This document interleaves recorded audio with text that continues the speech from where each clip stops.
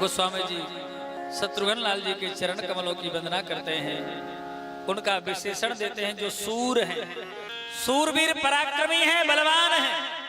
जिस लवड़ासुर को राम जी भी नहीं जीत पाए, उस लवड़ासुर का संहार करके मथुरा पर धर्म की स्थापना किया, ऐसे सूर हैं। लेकिन प्रायः थोड़ी सी बल प्राप्त हो जाए तो लोग महाराज फूले नहीं समाते हैं।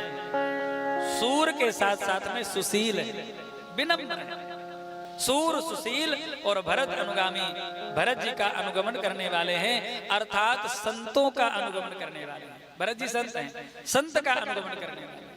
शत्रुघ्न कुमार चारों भाइयों में सबसे श्रेष्ठ हैं। वैसे भले ही छोटे हैं, लेकिन गुणों में, धर्म में सबसे बड़े।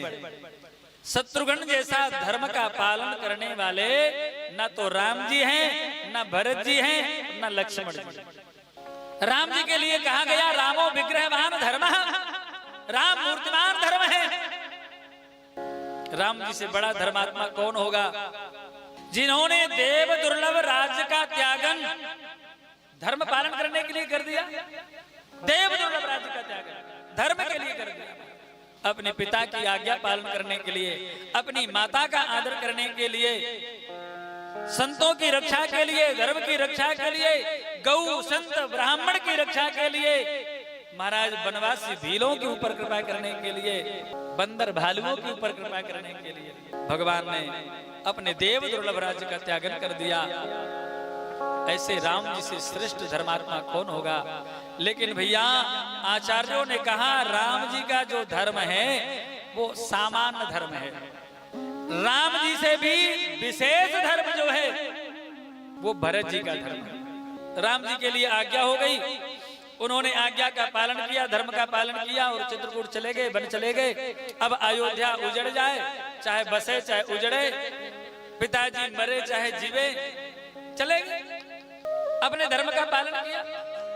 अरे भाई भरत जी को तो स्वयं पिताजी और माता जी की आज्ञा से राज्यपद मिला था। अरे भाई ना पूरे जीवन करते, केवल 14 वर्ष ही राज्य का शासन कर लेते। बोलो करना चाहिए कि नहीं?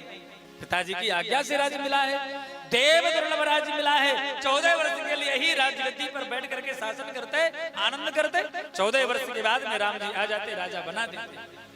लेकिन नहीं, देव दुर्लभ राज्य भरत जी को मिला, लेकिन अपने भाई का, अपने अग्रगण्य का, अपने अग्रज का, अपने भगवान का, अपने सर्वेश्वर का आदर करने के लिए, अपने सर्वेश्वर के लिए, अपने प्राण प्रीतम भगवान के लिए भरत जी महाराज ने देव दुर्लभ राज्य का भी त्यागन करके अयोध्या के बाहर नंदीग्राम में अनशन व्रत लेकर के, पृथ्वी के अंदर गड्ढा खोद करके गौ यापन व्रत करते हुए 14 वर्ष व्यतीत किए। इसलिए भरत जी का धर्म राम जी से भी विशेष धर्म है। राम जी का धर्म सामान्य धर्म है, भरत जी का धर्म विशेष धर्म है, और लक्ष्मण जी का धर्म विशेष तर धर्म।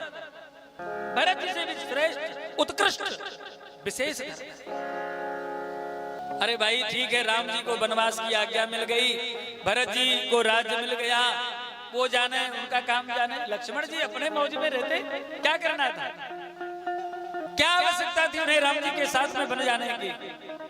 उन्हें तो कोई आज्ञा नहीं हुई ना। लेकिन लक्ष्मण जी का धर्म इसलिए श्रेष्ठ है कि अभी अभी जिस उर्मिला के हाथ की मेहंदी भी ठीक से छूटी नहीं है, ऐसी अभी हाल में विवाहित होकर के आई उर्मिला का त्यागन करके, अपनी माता सुमित्रा का त्यागन करके, अपने पिताजी का त्यागन करके, अपने देव दुर्लभ सुखों का त्यागन करके, और लक्ष्मण जी राम जी का अनुगमन करते हुए वन चले गए। 14 वर्ष तक नियम व्रत पूर्वक, साधन पूर्वक, निष्ठा पूर्वक, दृढ़ता पूर्वक, सावधानी पूर्वक भगवान की सेवा में उपस्थित रहे।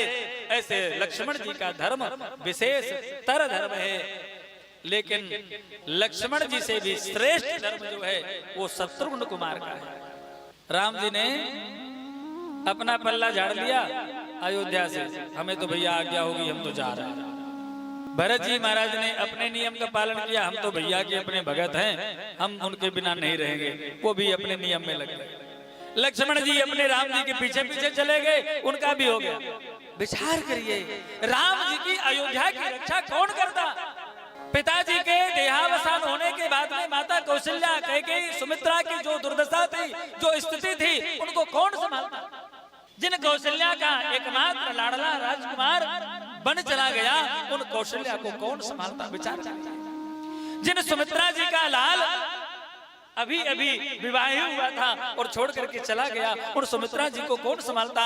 जिन माता कैकेयी ने जगत के कल्याण के लिए राम जी को वन भेजने का हलाहल कलंक का विष पिया, उन माता कैकेयी के ऊपर क्या बीत रही होगी? उन माता कैकेयी को कौन संभालता? राम जी के अयोध्या वासियों को कौन संभालता? जो महाराज निरंतर राम जी के विरह में रोते रहते हैं। विचार करिए, जब राम जी चले गए, भरत जी नियम में लग गए, लक्ष्मण जी भी चले गए, क्या अयोध्या के विरोधी राजा आक्रमण नहीं करते?